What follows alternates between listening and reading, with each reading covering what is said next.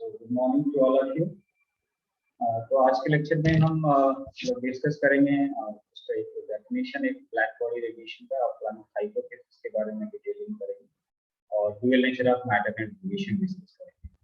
Right, कल हम लोगों ने प्रीवियस लेक्चर में ये डिस्कस किया कि need and development of quantum mechanics क्या है, ब्रीफ इंट्रोडक्शन फिजिक्स के बारे में, क्वांटम मैकेनिक्स के बारे में। तो जिन लोगों ने उसको नहीं पढ़ रखे हैं वो लोग पढ़ लेंगे। राइट, इस लेक्चर को समझना। तो मेरे ख्याल से आपको कोई अगर इश्यू होती है तो ऐसे तो मैंने ईयरफोन आज यूज कर रखे हैं। साउंड क्लियर है या फिर मैं फिर ये यूज करूँ जो डिफरेंट माइक है? बस चेक करके आप लोग बताइएगा कि कोई डिफरेंस आ रहा है कि नहीं। चैट बॉक्स में आपको बताना है।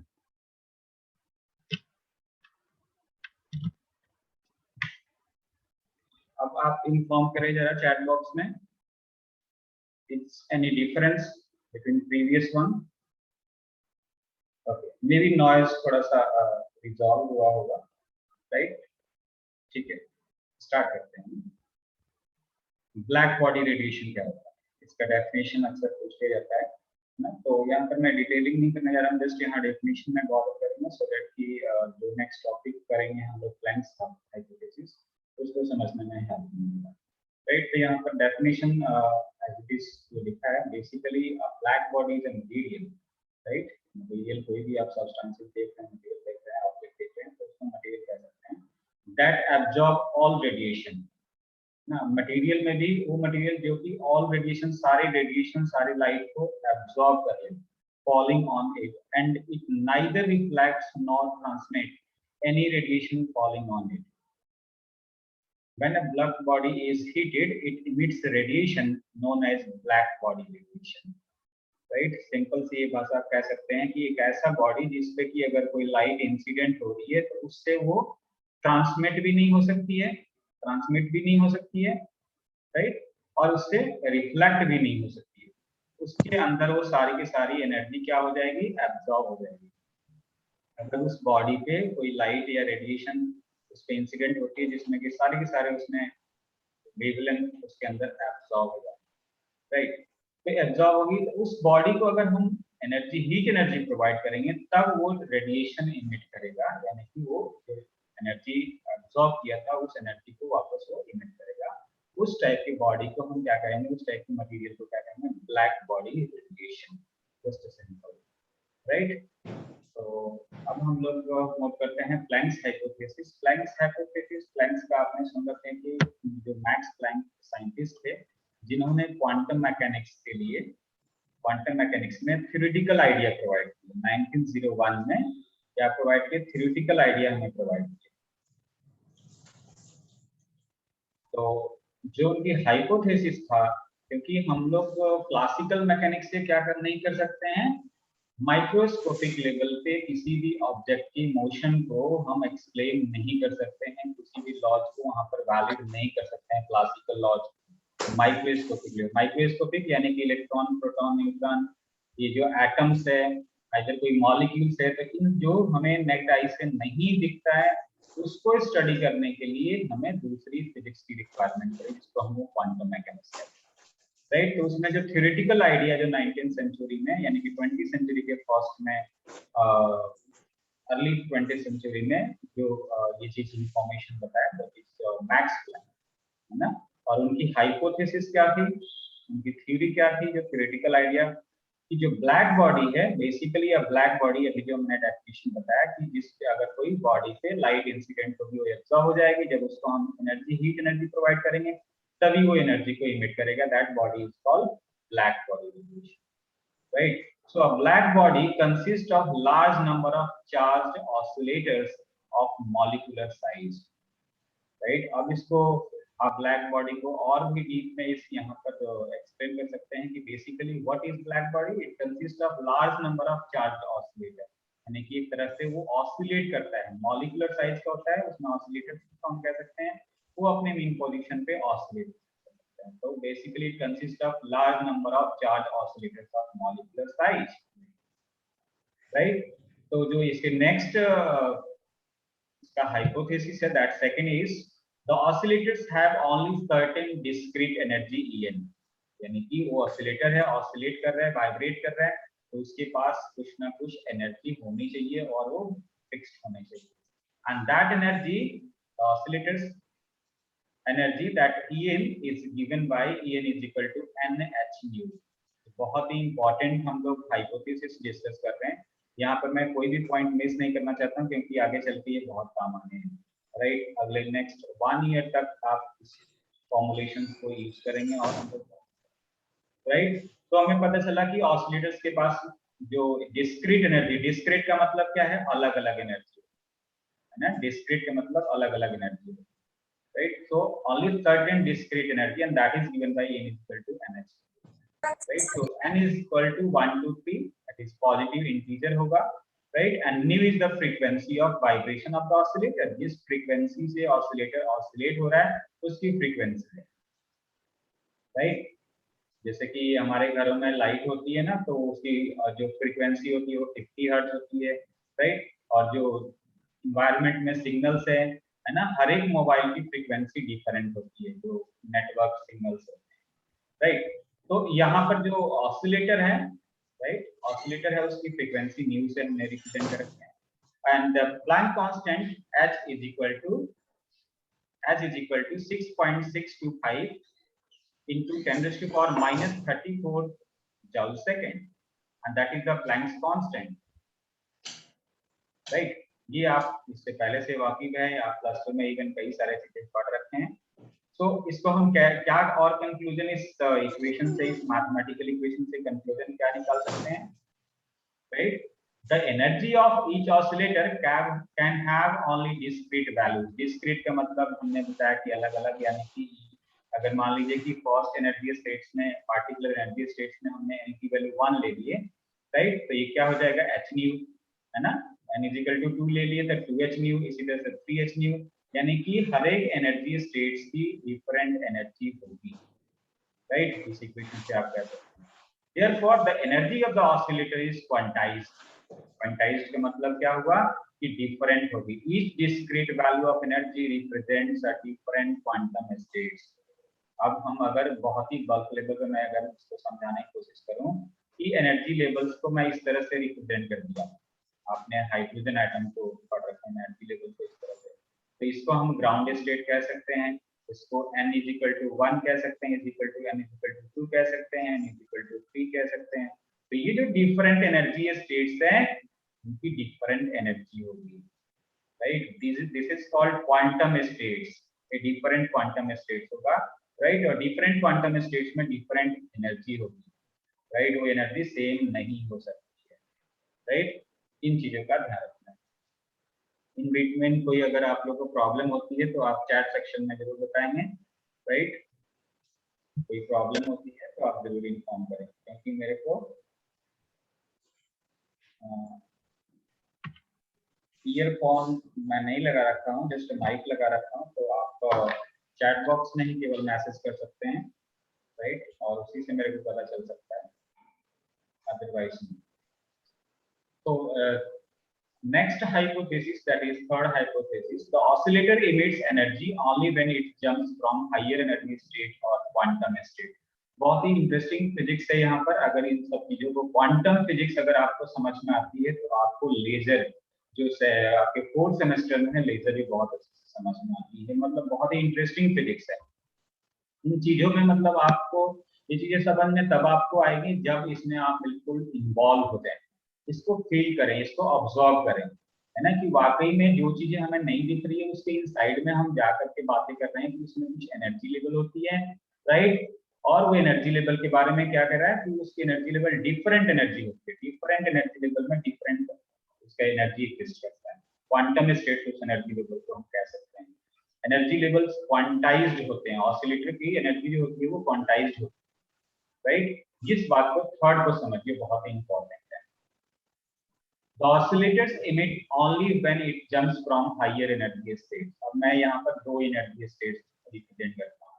एक हायर एनर्जी स्टेट है, यानी कि मैं इसको H हायर एनर्जी स्टेट ऐसे समझने के लिए, और इन लोअर एनर्जी स्टेट्स मैंने कह दिया, राइट. कह रहा है कि ऑसिलेटर एनर्जी का भी इमिट करता है when it jumps from higher energy state और क्वांटम स्टेट। इसको हायर क्वांटम स्टेट कह सकते हैं, एनर्जी स्टेट कह सकते हैं, इसको लोअर एनर्जी स्टेट या फिर लोअर क्वांटम स्टेट कह सकते हैं। तो ऑसिलेटर जो है एनर्जी का भी इमिट करेगा जब यहाँ से कोई मॉलिक्यूल यानी कि जिसको हम कह रहे हैं ऑसिलेटर, अगर वो जंप करता है हायर एनर्जी स्टेट से लोअर एनर्जी स्टेट में, तो इस फॉर्म में क्या होगा, फोटोन इमिट होगा, लाइट इमिट होगी, एनर्जी इमिट होगी, रेडिएशन इमिट होगी, आप ये सारी चीजें बोल सकते हैं, right. And it absorbs energy when it goes from a lower to higher energy state. मतलब समझ लीजिए कि लेजर का मैं दो यहाँ पर बेसिक कॉन्सेप्ट बता रहा हूँ। एक तो ये स्पॉन्टेनियस एमिशन मैं कह सकता हूँ, और एक अभी जो नेक्स्ट बताऊंगा वो that is the induced absorption और स्पॉन्टेनियस एब्जॉर्प्शन बताऊंगा। देखिए इसे इसमें लास्ट में बताया है, सेकंड पार्ट में बताया कि एब्जॉर्प्शन का और इमिशन का पहले पार्ट में बताया। तो कोई भी सब्सटेंस अगर मान लीजिए सब्सटेंस है, राइट, अब इसके इनसाइड में हमें नहीं मालूम है कि कौन सा एटम कहाँ पर है, वो हमें नहीं दिख रहा, वो तो हमें सॉलिड फॉर्म में या लिक्विड फॉर्म में या गैसियस फॉर्म में हमें ऑब्जर्व हो सकता है।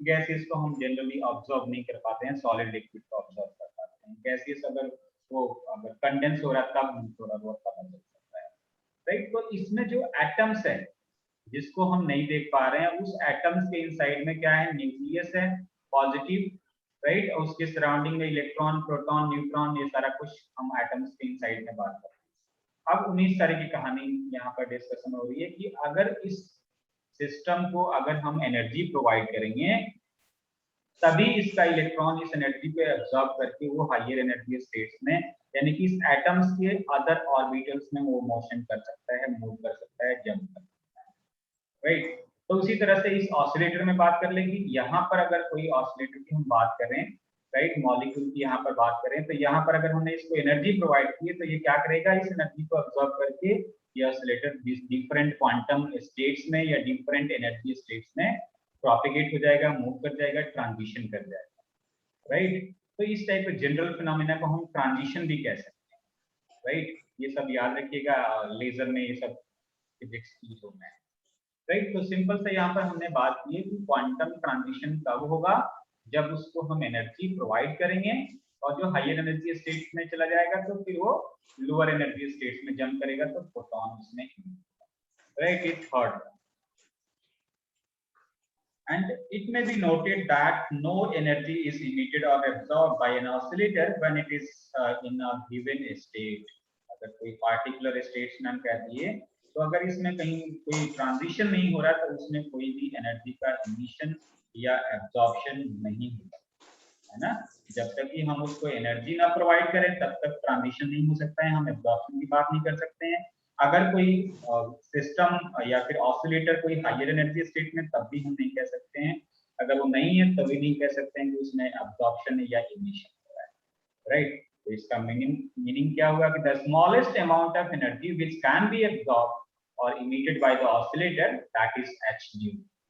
यानी कि हमारे पास फॉर्मूलेशन क्या है, E is equal to H nu. तो जो सबसे लोएस्ट होगा जो quantum state that is n is equal to 1, positive integer n is equal to 1, right. n is equal to 1 रख देंगे तो E1 is equal to h new, यानी कि एनर्जी जो होगी तो कितनी होगी, h new. h is the Planck constant, nu is the frequency, and that is called photon, or you can say quantum of energy। Photon क्या होता है, एक तरह की एनर्जी है, पैकेट है, क्वांटम ऑफ एनर्जी है, राइट। तो यहाँ पर आपसे डेफिनेशन पूछा जाए कि what is photon, what is quantum energy.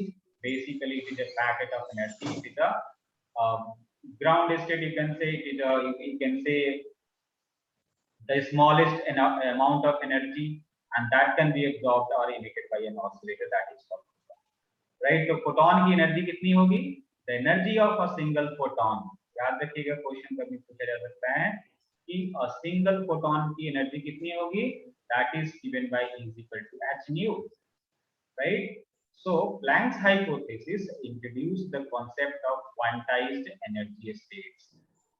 यानी कि हमने पहले ऐसा कुछ नहीं, क्लासिकल मैकेनिक्स में हम ऐसे कुछ नहीं ऑब्जर्वेशन किए थे कि जो सिस्टम है, कोई मटेरियल है, उसके अंदर हम क्वांटम स्टेट्स की बात नहीं किए थे, एनर्जी स्टेट्स की बात नहीं किए थे, क्वांटाइज्ड एनर्जी स्टेट्स की बात नहीं किए थे, डिफरेंट एनर्जी स्टेट्स की बात नहीं की थी। लेकिन जब क्वांटम मैकेनिक्स यानी कि माइक्रोस्कोपिक लेवल पे हम चीजों को स्टडी करना स्टार्ट किए, तब ये सब चीजें पता चला कि जो एनर्जी स्टेट्स होती हैं, जो क्वांटम स्टेट्स होती हैं, वो क्वांटाइज होती हैं, which give rise to the birth of quantum frequency और quantum mechanics, right? Quantum mechanics क्या है? Mechanics that means motion of microscopic particle, study of motion of microscopic particle and their related laws, right? So this is all about Planck's hypothesis, a brief definition of black body radiation, right? तो अगर ये आप लोग को ये topic clear है तो just chat section में वाई टाइप कीजिए, राइट? सभी लोग जस्ट टाइप वाई, और मैं नेक्स्ट टॉपिक की तरफ मूव करूं जो कि बहुत ही इंटरेस्टिंग है, और मैं बहुत ही आप लोग का ग्रेटफुल हूं, आभार व्यक्त करता हूं यहाँ पर कि आप लोग मतलब डेडिकेटली लेक्चर अटेंड कर रहे हैं। और जो भी ये स्टूडेंट है, देखिए मैं कभी भी मतलब आप लोग को फोर्स नहीं करता कि आप लेक्चर लगाओ, है ना? अगर आपने एडमिशन लिए हैं, पेरेंट्स के पैसे इन्वेस्ट कर रखे हैं, तो उस पैसे को वसूल दो, है ना? उस पैसे का आउटपुट आना चाहिए, और आउटपुट कैसे ले सकते हो आप पे डिपेंड करता है, मेरे पे डिपेंड नहीं करता है, राइट? मैं अपनी ड्यूटी कर रहा हूँ, अब आपको अपनी ड्यूटी करनी है, राइट? तो यहाँ पर मैं दूसरी फाइल एक ओपन कर लूँ, जो कि वेव पार्टिकल ड्यूअलिटी हमें डिस्कशन करना है आज, राइट? इसको मैंने सेट करके रखा हूँ। Is this clear? Only 35 students यहाँ पर सीरियस हैं, बाकी अराउंड 7 स्टूडेंट्स का रिस्पांस नहीं आया, तो why? Yes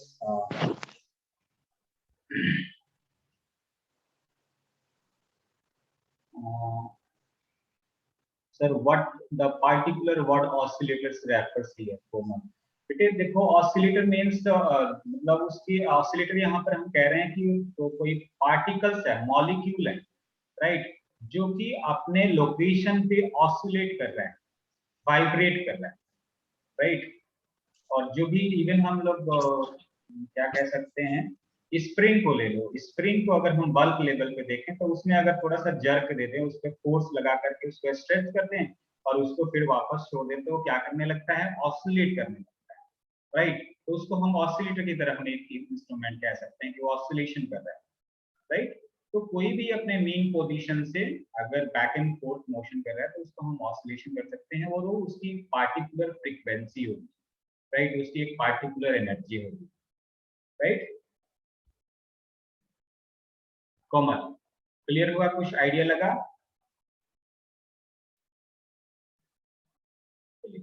next thing is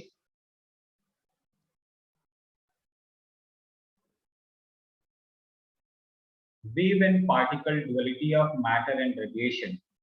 देखिए ये बहुत ही इंपॉर्टेंट टॉपिक है, इसे क्वेश्चन पूछा जाता है अक्सर, और इसको आपने समझ लिए तो और भी आप मतलब ये टॉपिक इस तरह से आपके सिलेबस का डिजाइन किया गया है कि आप अगर इसको सिस्टमैटिक वे में पढ़ें तभी आपको ये समझ में आना है, अदरवाइज नहीं, राइट? तो उस चीज का ध्यान रखें, और बहुत ही इंटरेस्टिंग यहाँ पर फिजिक्स है, इसको समझना है। देखिए यहाँ पर एक तो हमें वेव और पार्टिकल दो चीजों की बात करते हैं। वेव एक फिजिकल फिनोमिना है, एक मतलब फिजिकल पैरामीटर नहीं कह सकते हैं, ये एक सब्सटेंस, हम पार्टिकल्स को हम वहां पर ऑब्जर्व कर सकते हैं, राइट? पैरामीटर यहाँ पर नहीं कर सकता है। इन दोनों का दो तरह के नेचर होता है ना, वेव एंड पार्टिकल, मतलब हम मैटर का और रेडिएशन का दो तरह के नेचर होता है।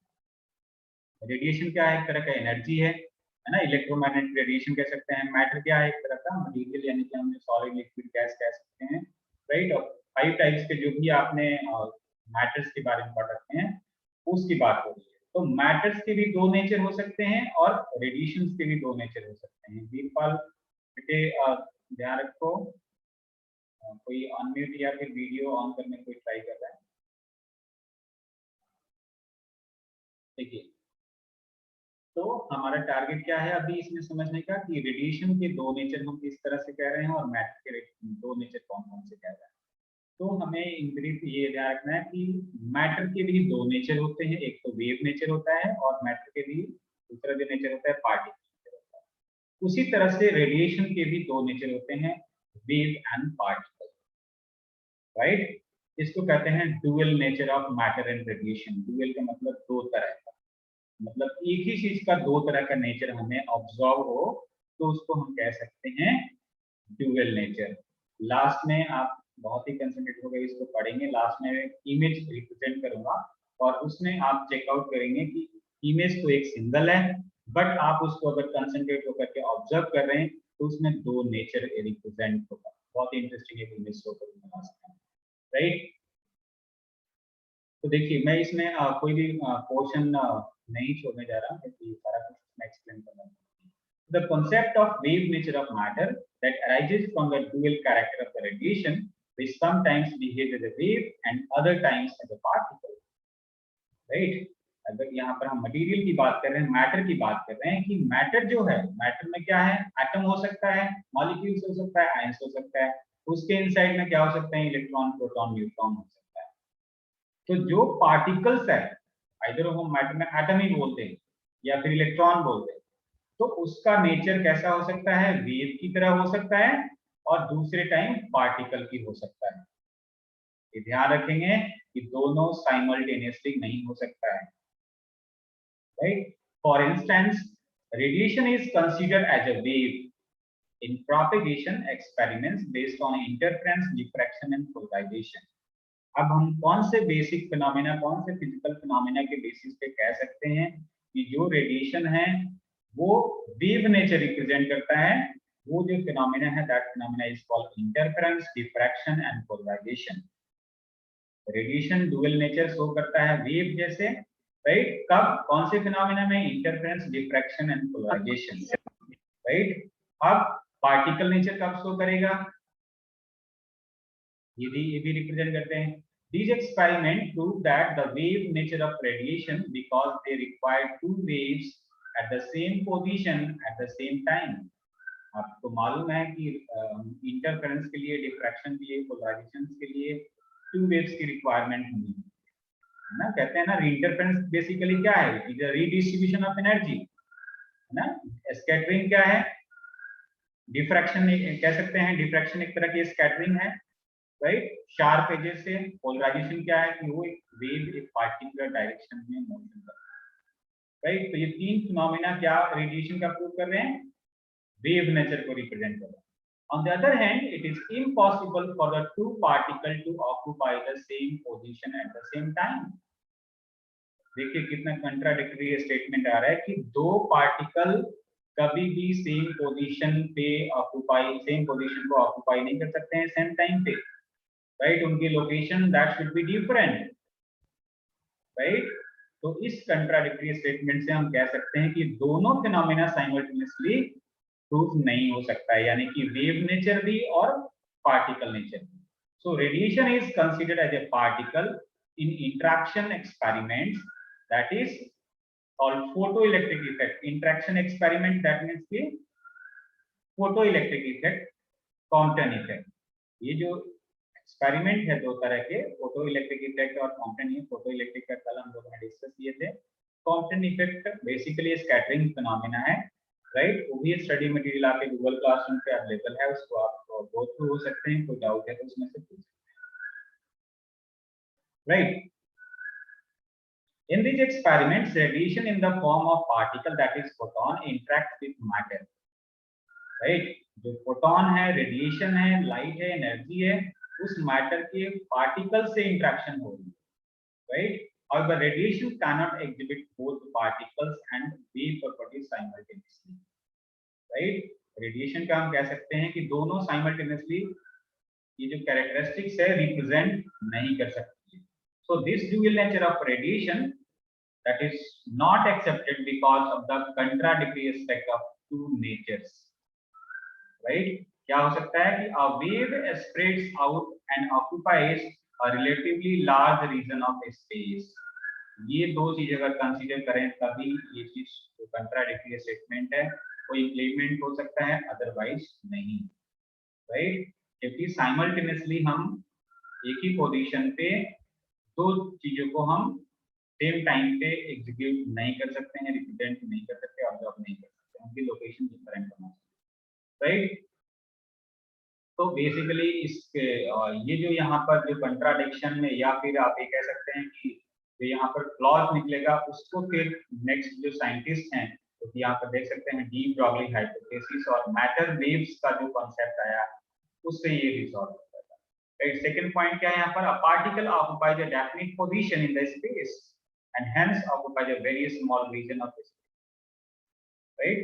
However, this contradictory aspects of dual nature of radiation has to be accepted if one is to be explained the results of experiments performed with the radiation, right?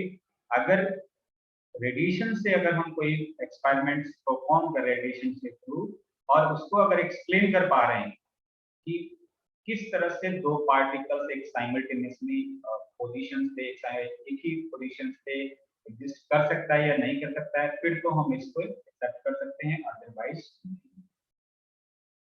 Right. तो ये तो हम नेक्स्ट लेक्चर में bother करेंगे कि matter waves basically क्या है, de Broglie hypothesis क्या है, राइट। उसके पहले मैं यहाँ पर ब्रीफ करूं जैसे कि इसका हिस्ट्री क्या है कि आपको मालूम है कि क्लासिकल मैकेनिक्स का जो या फिर आप लोग का फेवरेट जो साइंटिस्ट होंगे वो न्यूटन हो सकते हैं, राइट। मेरे तो अल्बर्ट आइंस्टाइन है और मैक्स प्लैंक भी हैं ऐसे, राइट। तो क्लासिकल मैकेनिक्स में जो कॉन्सेप्ट सबसे पहले दे रहे थे और इवन क्वांटम में भी आके कुछ कॉन्सेप्ट दिए कि light is a beam of particles, but कई सारे साइंटिस्ट ने जैसे कि हिगिंस हैं वो फिर उसको एक्सेप्ट नहीं किए और अपनी एक थ्योरी बताया कि exhibits interference hence it is a waves. यहाँ पर न्यूटन साहब कह रहे हैं कि ये पार्टिकल्स है, लाइट क्या है जिसको हम एनर्जी कह रहे हैं, जिसको फोटॉन्स कह रहे हैं, जिसको हम कह रहे हैं कि दो तरह का है। बहुत ही इंटरेस्टिंग है, 5 मिनट्स आपको इसमें और कंक्लूजन मिलने हैं, राइट। कि न्यूटन साहब कह रहे हैं कि पार्टिकल्स है, राइट, बीम ऑफ पार्टिकल्स है, उसको रेडिएशन कह रहे हैं हम, और यहाँ पर क्लियर करना है कि दो तरह का नेचर रिप्रेजेंट करता है। हिगिंस ने क्या कह दिए, हिगिंस ने, right, Newton's, right, exhibits interference hence it is a waves, क्योंकि ये जो लाइट है ये क्या रिप्रेजेंट कर रहा है, इंटरफेरेंस फिनोमेना को रिप्रेजेंट कर रहा है, इसलिए ये वेव्स है। अल्बर्ट आइंस्टाइन ने फिर उसके बाद क्या कॉन्सेप्ट किया, in photo electric effect light behaves like a particles, फिर से पार्टिकल्स की बात होने लगी। फिर मैक्सवेल ने उसके बाद थ्योरी प्रोवाइड किए, इलेक्ट्रोमैग्नेटिक थ्योरी को एक्सप्लेन किए, basically it is a waves. That means कि यहाँ पर अभी रिसर्च चल रहा है। लास्ट में फिर कॉम्पटन ने भी कह दिए कि my scattering experiment light basically it is a beam of particles. तो इससे आप क्या कंक्लूजन आप निकाल सकते हैं कि अभी जैसे लास्ट में हमने बात की है कि अगर आप एक्सपेरिमेंट या कोई चीज कॉन्सेप्ट को एक्सप्लेन कर रहे हैं अच्छे से, फिर तो अगर डिफेंड कर ले रहे हैं फिर तो आपका जो कहना है वो सही है, अदरवाइज वो गलत है। अगर किसी चीज को एक्सप्लेन नहीं कर पा रहे हैं फिर आपका स्टेटमेंट, आपका लॉ वो गलत है, वो प्रूफ नहीं हो पाएगा। तो जस्ट ये फन यहाँ पर कह गए कि देखिए कोई कह रहा कि पार्टिकल्स है, कोई कह रहा वेव है, कोई कह रहा कि वेव है फिर पार्टिकल्स फिर वेव, ऐसे मतलब ये कई सारे उसमें साइंस लगे। तो यहाँ पर एक फन सा बनाया गया है कि देखिए on Monday, Wednesday and Friday it is a particle, on Tuesday, Thursday and Saturday it is a wave। तो कोई साइंटिस्ट मंदिर गए होंगे या फिर गुरुद्वारा साहिब गए होंगे, कहीं ना कहीं गए होंगे, भगवान के पास पूछेंगे, O Lord please is it a particle और a wave on Sunday. So भगवान का क्या जवाब आया, it is both, it has a dual nature, right, not only electrons and protons but everything has this dual nature, right? So photons experimentally shown for photons, neutrons, helium, atoms and even C60। अब देखिए ये dual nature किस पे experiment हो गया, photons पे, protons पे, sorry photons पे नहीं, protons, neutrons, helium atoms and even C60। कितना मतलब ये इस मॉलिक्यूल पे कार्बन C60 पे भी एक्सपेरिमेंट किया गया।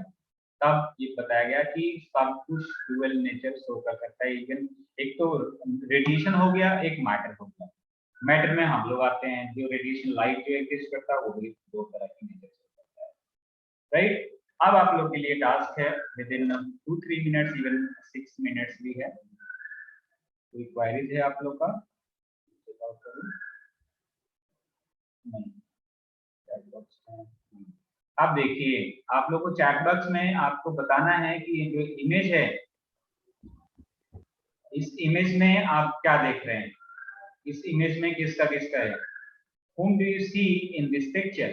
ये भी मैं जस्ट नाइट में लेक्चर अटेंड किया था NPTEL का, यहाँ पर आप देख सकते हैं इमेज, बहुत ही अच्छे से सर ने इसमें एक्सप्लेन किए थे ड्युअलिटी ऑफ नेचर, राइट। तो वहां से ये मैं स्क्रीनशॉट आप लोग को रिप्रेजेंट कर रहा हूँ। देखिए, अब बताइए इसमें क्या आपको दिख रहा है, इधर यंग गर्ल और ओल्ड वुमेन। चैट बॉक्स में बताइए आप लोग को क्या दिख रहा है। कोमल के just young girl, please concentrate on this image, observe according to quantum mechanics. दोनों दिख रहा है जी, very good very good, girl and women दिख रहा है, वेरी गुड। अब सभी को दिखने लगा। अगर आपने कंसंट्रेशन इंक्रीज कर दिए थोड़ा सा, मेरे को भी मतलब फर्स्ट 30 सेकेंड्स में तो सिंगल इमेज ही दिख रहा था, बट जब लेक्चर को और थोड़ा सा ध्यान से सुना तो देखा तो यहाँ तो दो इमेज दिख रहा है। तो देखिए, इमेज हमारे पास ये सिंगल है, इमेज हमारे पास ये सिंगल दिख रहा है, राइट। बट इसका नेचर अगर हम माइन्यूटली उसको ऑब्जर्व कर रहे हैं, राइट, इसी को तो क्वांटम मैकेनिक्स कहते हैं कि माइक्रोस्कोपिक लेवल पे चीजों को आप किस तरह से ऑब्जर्व कर रहे हैं, right. That is the study of quantum mechanics, right. इसको आपने बहुत ध्यान से इसको आपने ऑब्जर्व किए, ये दो तरह का नेचर से रिप्रेजेंट हो रहा है, राइट। तो जो भी हमारे क्लास में इसमें पेंटिंग के वो है एक्सपर्ट हैं, उसको इसमें इस इमेज को बनाना है, राइट। और जो इसमें कोमल है तो ये कोमल का टास्क है। कोमल, इसको आप बनाएंगे, ट्राई कीजिएगा, बहुत इंटरेस्टिंग।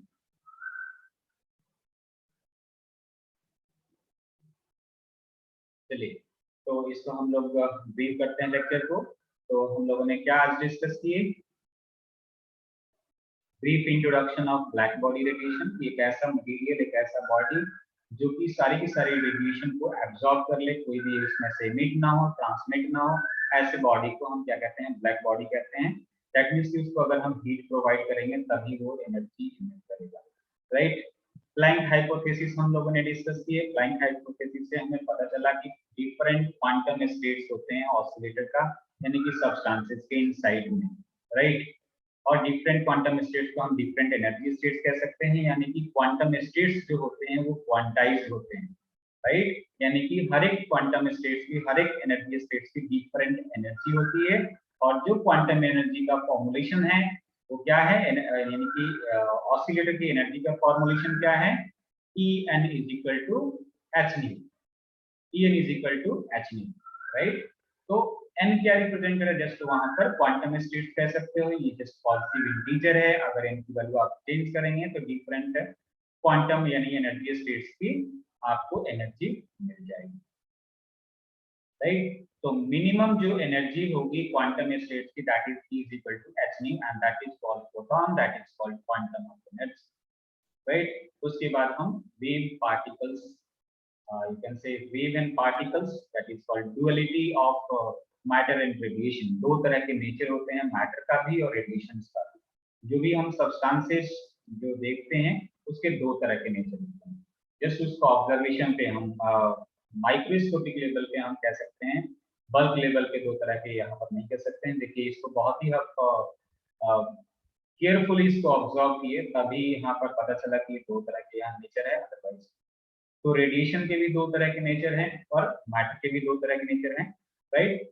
जो वेव नेचर, जो फिनोमेना है, वेव नेचर कौन सा शो करता है, phenomena interference, diffraction and polarisation. और जो पार्टिकल नेचर रेडिएशन का शो करता है, that is the photo electric effect and quantum nature, right. कोई भी अगर आप फिनोमेना को एक्सप्लेन कर रहे हैं, अगर आप नेचर को पता करना चाहते हैं, अगर आप थ्योरी को एक्सप्लेन कर देते हैं तो फिर वो लॉ सही होगा, राइट। तो इसको एक बार आप चेकआउट कर लीजिए, इसमें कोई क्वारीज होगा तो आप अभी क्वेश्चन आवर्स में, right. Thank you so much.